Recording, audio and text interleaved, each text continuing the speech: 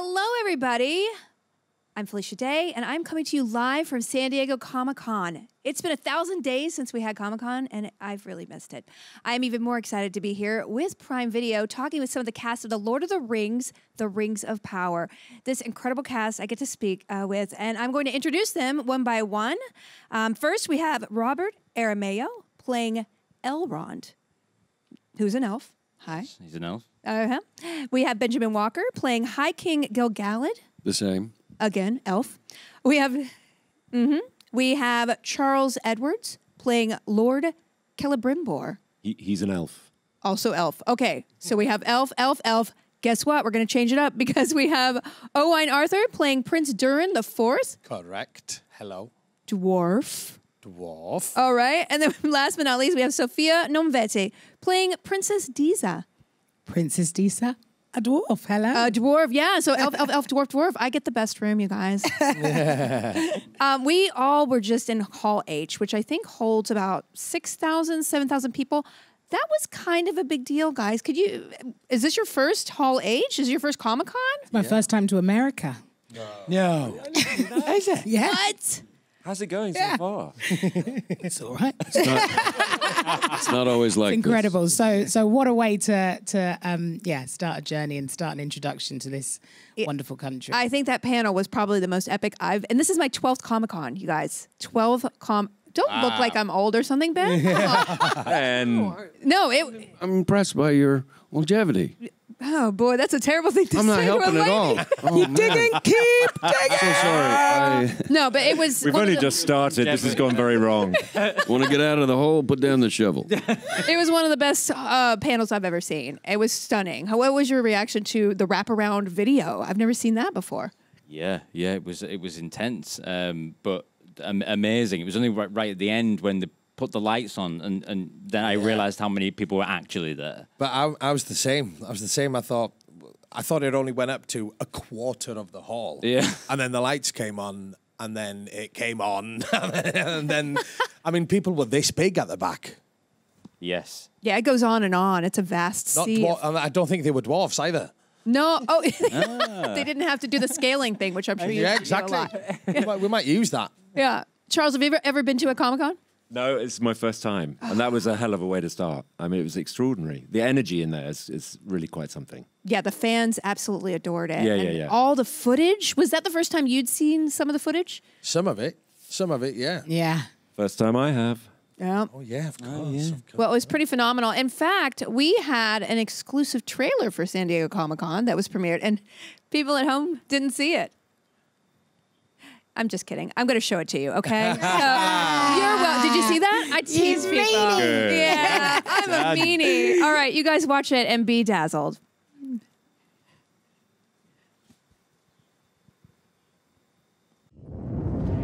Wir dachten, der Krieg sei endlich vorüber. Heute beginnen die Tage des Friedens.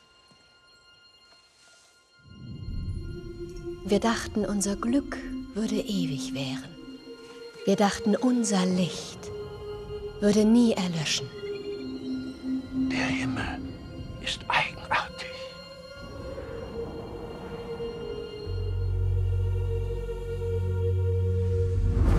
Er ist hier, Galadriel, der Augenblick, den wir fürchteten.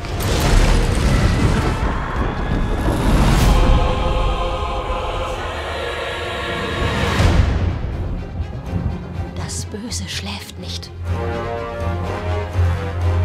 Es wartet.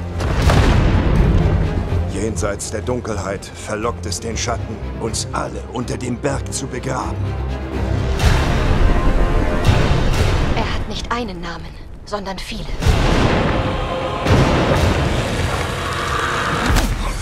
Schon von ihm gehört, Kleiner? Schon gehört von Sauron?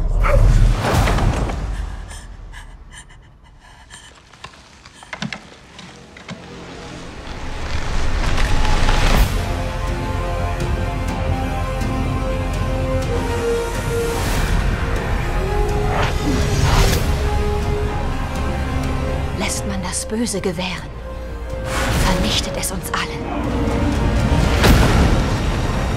Finde das Licht und der Schatten wird dich nicht entdecken.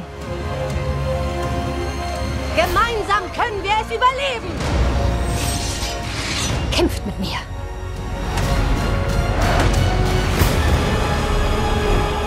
Wir alle müssen entscheiden, wer wir sein wollen.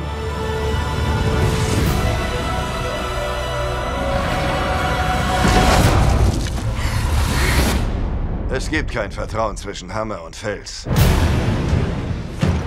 Irgendwann wird der eine oder der andere zerbrechen.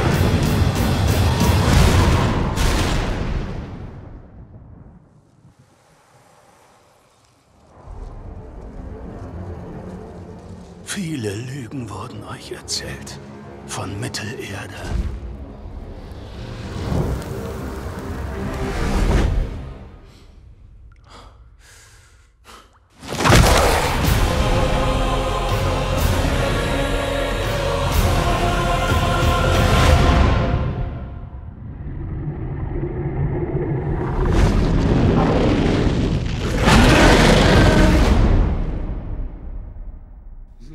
Was that a Balrog?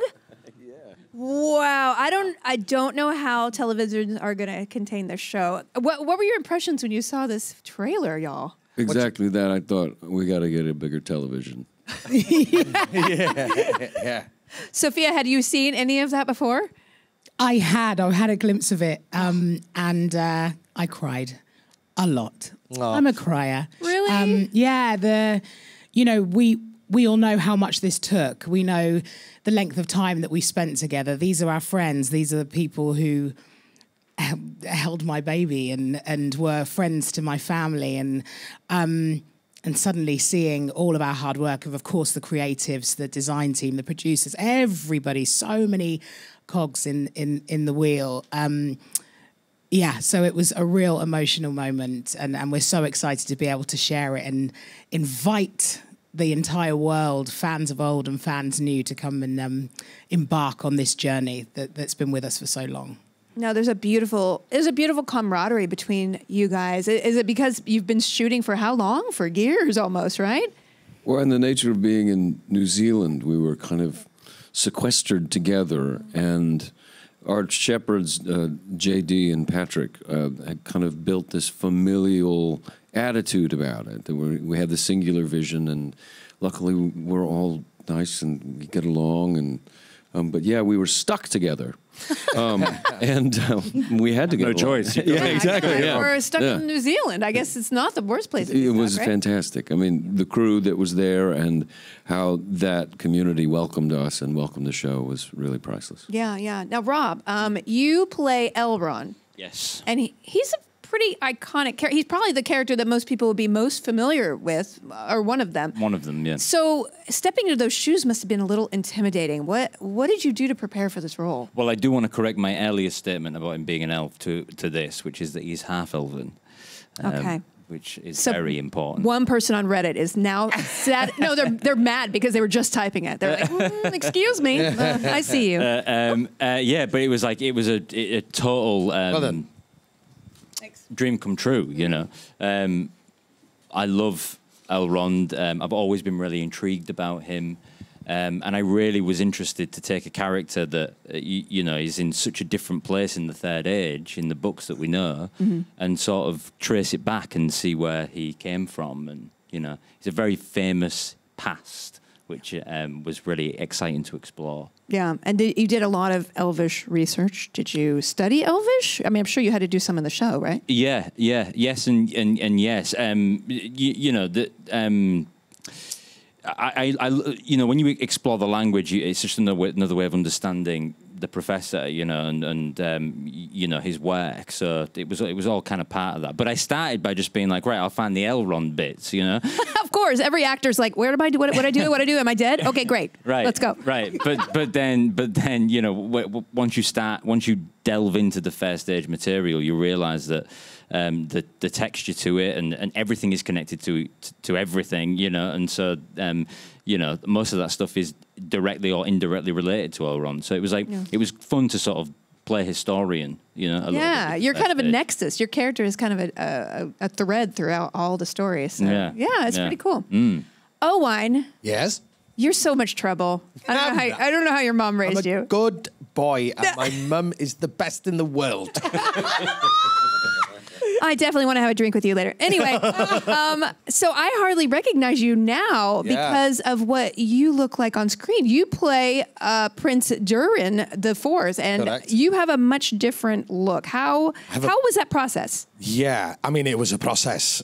Like how much of a process? It was a 3-hour process each morning, and a 45-minute process to de-rig, to take everything off. But yeah, it was an interesting, at times quite emotional. I'm not going to lie.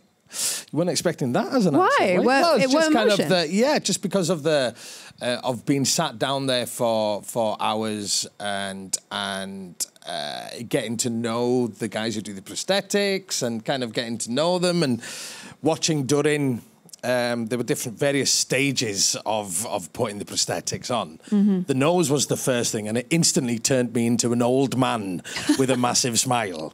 And then after that, the wig went on, which kind of, let's say hello to my mum again. I looked like my mum. and then the beard came on. There was various different. The beard is in about 16 pieces. So this came on, then that came on, that came on, that came on. And then wow. Do you remember when we were rehearsing that scene and you came in, but you were in like a state of half undress on the prosthetic? Yes. Yes. And it was only halfway through the rehearsal of this dramatic scene that we realised that you look like your mother. I think, yes, yeah, this is it. Yeah. I look beautiful. You did look beautiful. Thank you. But it wasn't until every piece, there's two, we call them the nose cones. There were two little bits that come just above the nostrils here, not mine, but Durin's. And the second they went on, it was like, there he is. There he is. And then I was ready to kind of put my clobber on and go on set. Did someone have to feed you during that process? You had to be called before 3 hours before everybody else. Yeah, I mean, the amount of beard I've eaten whilst eating my lunch, kind of, because it just gets caught in the food. And believe it or not, I ended up just having smoothies. Oh. And nuts. Remember the nuts? Oh, that's a terrible diet. Yeah, yeah. Hilarious. And what about the lips had to come out like this. Yeah. And that was the only way I could eat them. And then I had to lick the salt off my fingers like this. It was a whole thing. I mean, I'm not going to waste your time here now. No, you talked a lot about it. I want to know more, though. I want more. How was it going to the bathroom? Oh, yeah, I told Charlie this story last night. I'm not going to mind myself having a wee. You're not? Okay. But it did. There are various... Oh, Christ. There are various zips and costumes that get in the way. And, I had to listen for it to hit the water. Let's move on. Wow! Let's move on. Now you know what it's like to be pregnant. But also, I mean... Amen. Yes, absolutely. Sophia, I cannot tell you what a thrill it was to see you up on the screen as the first female dwarf depicted from this world. I mean, how amazing is that? It's a miracle, both personally and career-wise. You know, she is the first female dwarf that we have ever seen on screen. And so to be attached to Tolkien's works in presenting that revolutionary television moment is an honour to host. It is necessary for the world's... for every single race and world that we live in, for females to be present. And so to uncover and discover and build her was an utter joy and an honour. And she's a boss of Durin. I can't wait to see you guys' relationship. I just want to say something personally, selfishly. For 6 years, I played World of Warcraft, and my secondary character was named Sugarlina. She was a dwarf, and she looked just like you. And I literally started crying when I saw you. Oh, my goodness. So you have healed many a raid, Sophia, for me. So you also had a really interesting story about your audition. Could you share that with the audience? Because I think everyone needs to know this. You are so incredibly powerful, just as a person. I really appreciate that. Thank you very, very much. Welcome. And I really appreciate that. It's so great to be able to have so many faces now to extend the accessibility for people like me to see themselves staring back at them in such a huge franchise. But the story of the audition is that I auditioned for this role 2 days away from giving birth. So, yeah, my daughter was very much engaged, and there were many a midwife on speed dial saying, please don't go into London. But there I was, and I remember J.A. Bayona having to kind of haul me out of my camera test chair, and they were so grateful for me to be there. I then got the role, was gifted this amazing role when my daughter was then born and she was just 5 days old, and we travelled to New Zealand when she was 10 weeks old, and there was a load of images of Deesa's incredible costume, and you'll see kind of little panels and stitching to the side, which were all removable. So in between takes, in between scenes, I was able to feed my baby and then shoot straight back on. Like, gosh. You know, that's what this role is representing. There's far more than what we see on screen for me to be able to play her. And huge kudos for the team at Amazon for supporting a new mother in this way, so that I could do it all.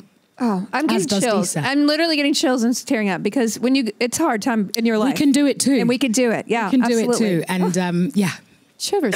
So Ben, your story's not going to be as good. No, I'm just kidding. No, it's not. It is. You play High King Gil-galad, sorry. Yes.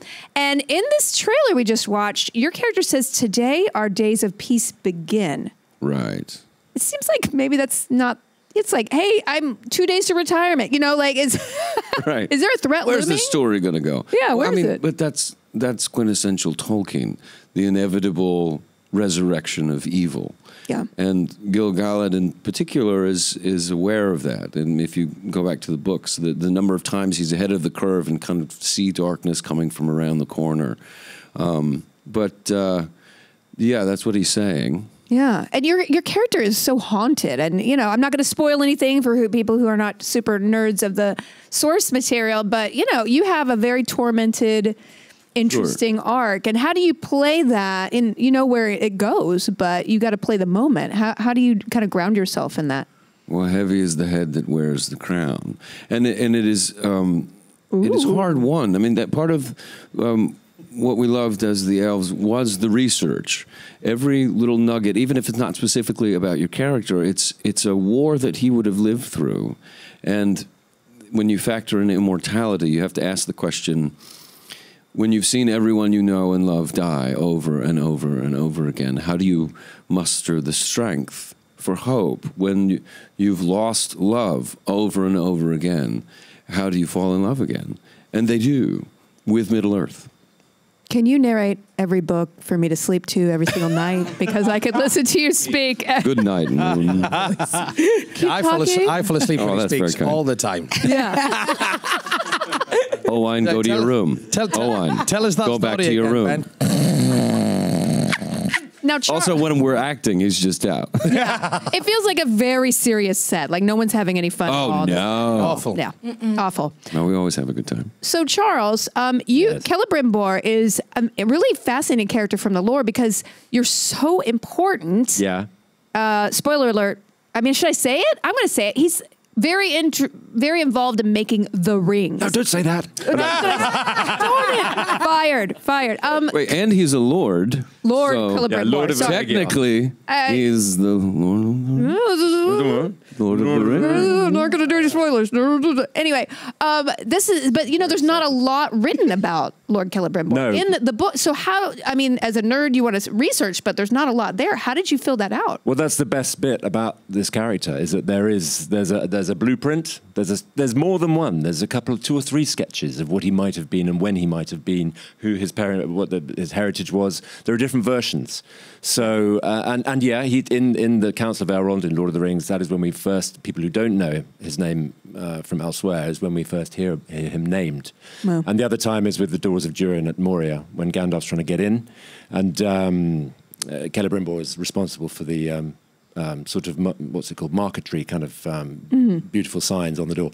So those are his 2 major contributions to the Tolkien world of Tolkien. But he's, you know, because you have an opportunity to fill in the gaps and to make your own decisions, informed, of course, always by the world in which he's surrounded. But, you know, little footnotes, little notes made in the margins saying should have made him this. You know, Christopher Tolkien often referred to that about Celebrimbor particularly. Yeah. You know, my father probably would have, if he'd remembered that he'd said that before, he would have done this with the character. So there's room. There's room. So much research. And were there experts on set for you to consult with, to ask questions? There were, yeah. Griff. Oh. And Rob.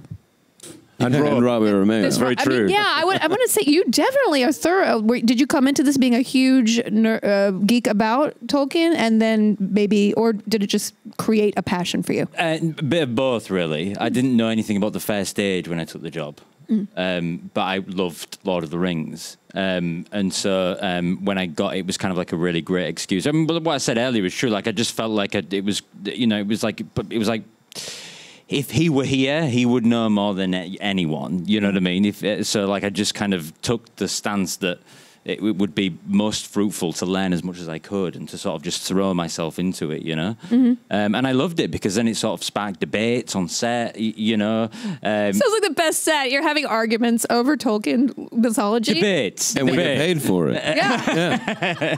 We go to work as we do at work. Yeah.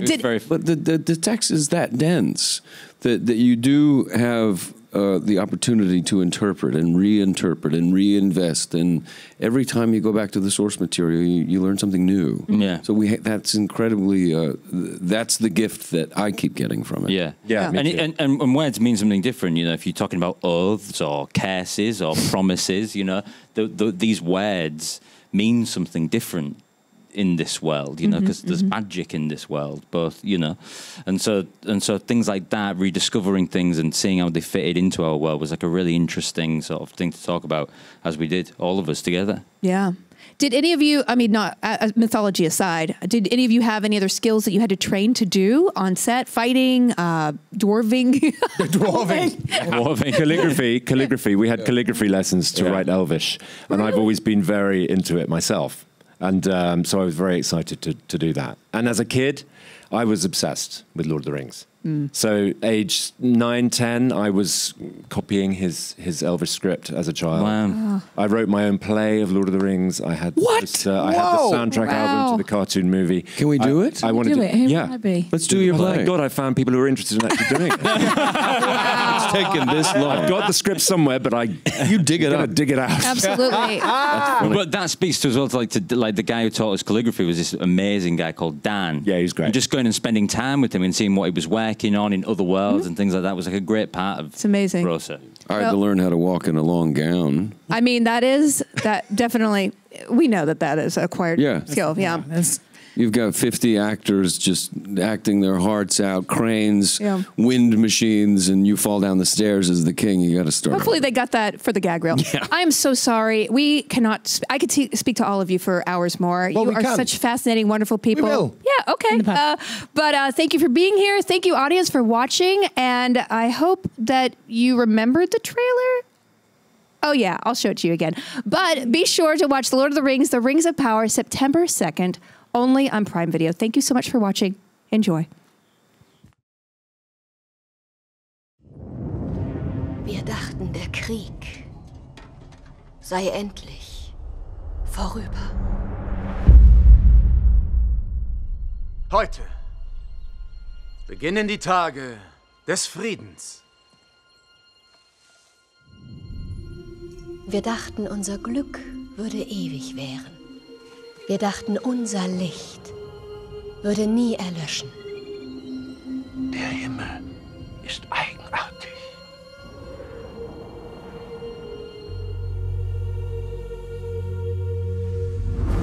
Er ist hier, Galadriel. Der Augenblick, den wir fürchteten.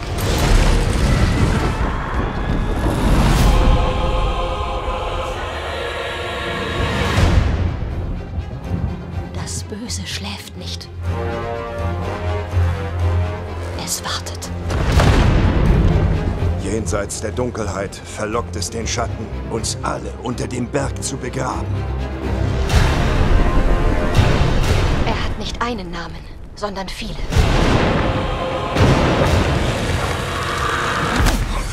Schon von ihm gehört, Kleiner? Schon gehört von Sauron?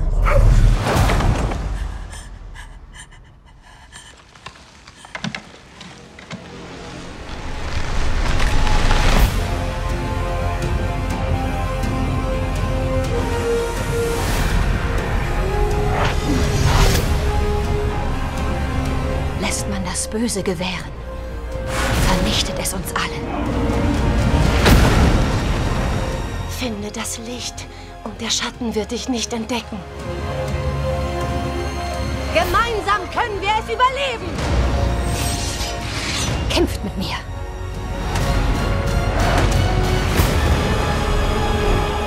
Wir alle müssen entscheiden, wer wir sein wollen.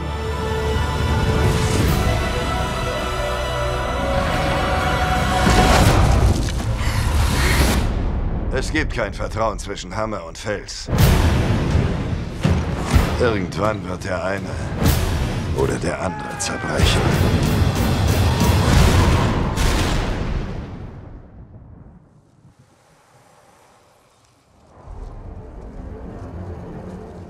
Viele Lügen wurden euch erzählt. Von Mittelerde,